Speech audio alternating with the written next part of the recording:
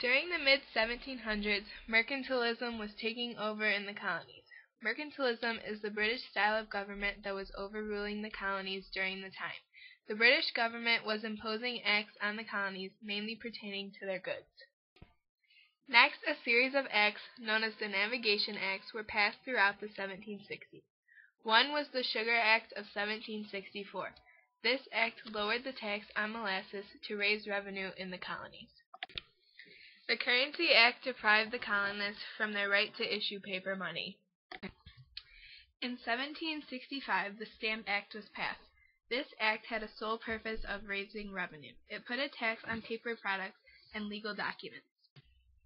Also in 1765 was the Stamp Act Congress. This was formed in response to the Stamp Act.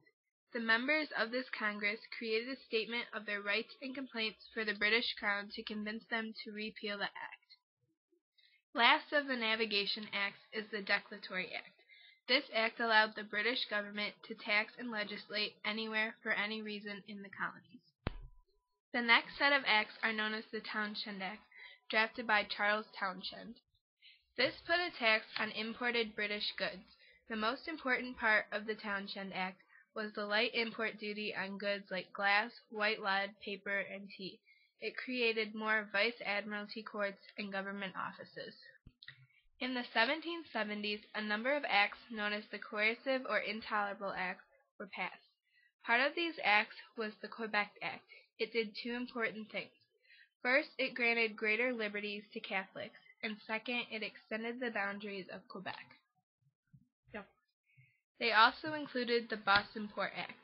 This closed the Boston Port, where the Boston Tea Party took place, so that order could be put back into place. One of the last acts the British passed was the Quartering Act. This forced people in the colonies to house British soldiers. It is these acts that pushed the colonists over the edge. They contributed to the colonists' want for the American Revolution, and in 1776 the Declaration of Independence was written, stating the colonies' freedom from Britain.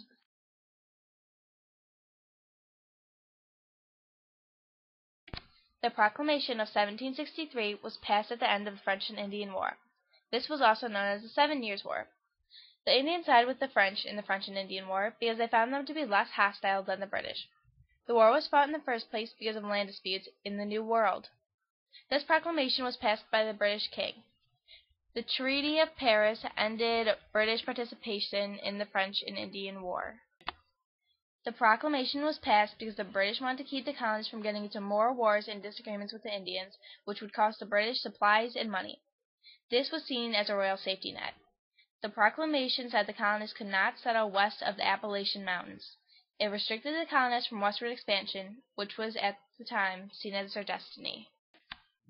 When the colonists won the war, they won the Ohio River Valley and a part of the Mississippi River. This land was ceded from the French to the British. This land was great for farming and great for trading. But the colonists' joy soon ended. This land that was won was taken from the colonists and said they could not settle there. The colonists felt betrayed. After all, they did fight most of the war on their own. What most people don't know is the other part to the proclamation.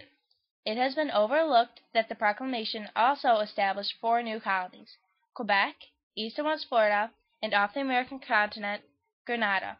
So, even though the British said the colonists could not settle in the new lands they acquired, they created new royal colonies.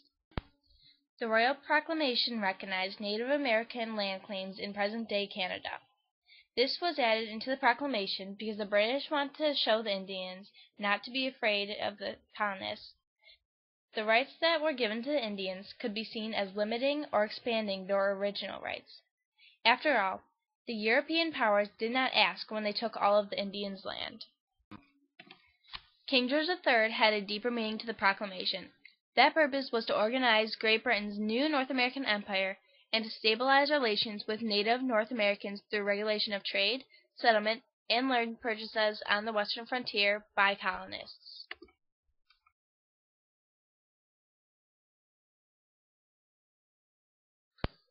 The election of Thomas Jefferson in 1801 came with many victories for the United States, one of the biggest being the Louisiana Purchase. Known as America's biggest growth spurt, the Louisiana Purchase gave 1,828,000 square miles of France's Louisiana Territory to the United States in 1803. Napoleon Bonaparte was the ruler of France and wanted to conquer the rest of Europe for France's gain. This was going very well for Bonaparte until his failed attempt to reconquer the island of Santo Domingo, which Louisiana was to serve as a food source. France was presently involved in the Napoleonic Wars, which was a series of wars declared against Napoleon's French Empire from 1803 to 1815. As a result, France was paying war preparations and needed money. This is when America became a factor. American Minister Robert Livingston and Special Ambassador James Monroe were sent to negotiate a deal with France. They were authorized to offer $2 million for the port of New Orleans, which was closed to the Americans as a result of their violation of the 1795 Pinckney Treaty. While Robert Livingston was waiting the arrival of James Monroe in Paris, he was also negotiating this deal with France, when Napoleon Bonaparte put out a new deal on the table. He offered Louisiana to America in hopes that someday down the road, America could become a major military and naval power, and could stop the major present force known as Great Britain. Hearing this offer, American President Thomas Jefferson was torn. He believed that the U.S. Constitution did not allow for any acquiring of territory, and was therefore unconstitutional. But Jefferson went against his conscience and submitted the treaties to the Senate, who were very supportive of the treaties. The treaties were approved. On April 30th, 1803, France signed the Louisiana Territory over to America for $15 million. It included territories now known as Arkansas, Missouri, Iowa, Oklahoma, Kansas, Nebraska, parts of Minnesota that were west of the Mississippi River, most of North Dakota, nearly all of South Dakota, northeastern New Mexico, northern Texas, the portions of Montana, Wyoming, and Colorado east of the Continental Divide, and Louisiana west of the Mississippi, including the city of New Orleans. To explore the northern part of the Louisiana Purchase in 1804, Thomas Jefferson sent his secretary, Meriwether Lewis, and Army officer William Clark. The Lewis and Clark expedition lasted 2.5 years. During their exploring, Lewis and Clark were helped by the Shoshone Indian woman named Sacagawea. They gained scientific observations, maps, knowledge of the Indians in the region, and amazing adventure stories. The Louisiana Purchase helped boost national unity and forever changed the American landscape.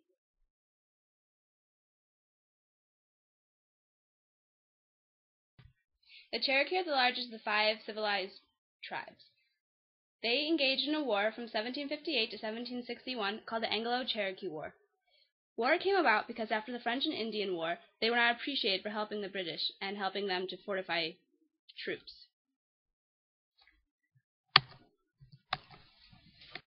Some Indian leaders, though, did call for peace, while others were still waging war. War was officially declared in 1759. The South Carolina government embargoed gunpowder to the Indians and raised an army of 1,100 men. A peace treaty was finally signed in November of 1761 with Virginia that year and South Carolina the following year. After the 1800s, they tried to assimilate into American culture. The Creeks during the Revolutionary War tried to stay neutral as much as possible, although some did eventually fight. In 1783, Tallahassee and Cudahy ceded Creek land to most of Georgia, between the Toluca and the Apache River. Tensions were building, and on April 2, 1786, war was declared. 2 attempts for peace were tried, but they did not happen until after the War of 1812. The Chickasaw Indians are natives to Tennessee and Alabama. They were usually sided with the British and were at war with the Chickasaw and the French mostly. Skirmishes lasted between the French until they ceded most of their land east of the Mississippi River. After the French and Indian War, they fought with the U.S. against the Indians for the old Northwest Territory. The Choctaw Indians are from Mississippi, Florida, Alabama, and Illinois area. From 1763 to 1781, the British were their main trading partners. This made it very hard for them to choose sides during the American Revolutionary War. Chief Ranch Impossible led a Chickasaw war party with the British war forces against the American rebels in Natchez. Some, however, did fight under Washington. They would eventually sign 9 land treaties, and the last 3 would hand the U.S. most of their land west of the Mississippi, causing them to have to move to an Indian territory under the Indian Removal Act of 1830. The Seminole are from Florida. They were on good terms with the British and Spain. After 1784, after the Treaty of Paris was signed, the British power was transferred to Spain. Although after Spain was given the power of Florida, the empire started to decline, and this let them travel deeper into Florida and settle.